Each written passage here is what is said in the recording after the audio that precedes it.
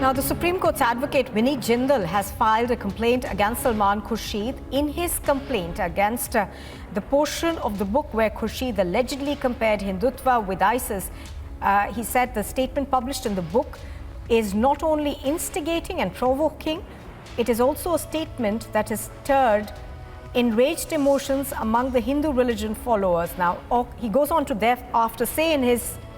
All right, Advocate Jindal now on the phone line with me. Good morning, Advocate Jindal. Thank you for speaking to us on Republic.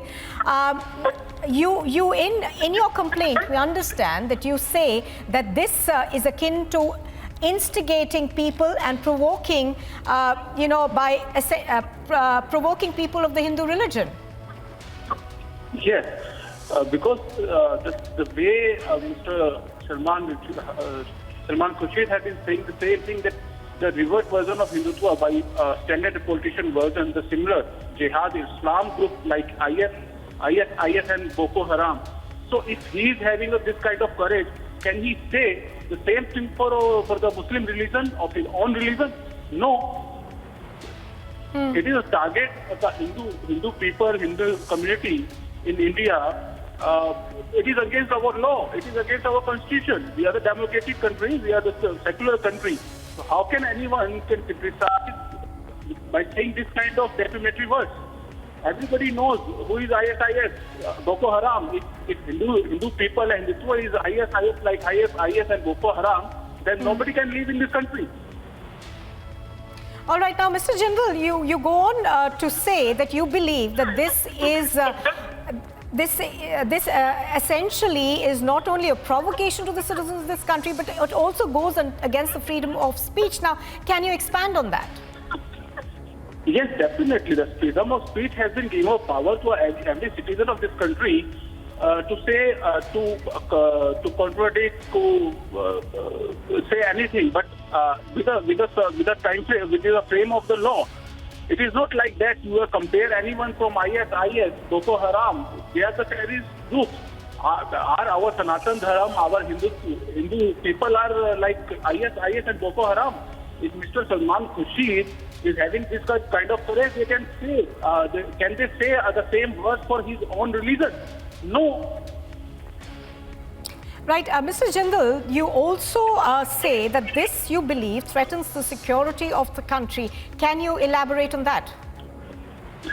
Yes, everybody knows that our country having a larger population of Hindu religion, Hindu people, Hindu devotees.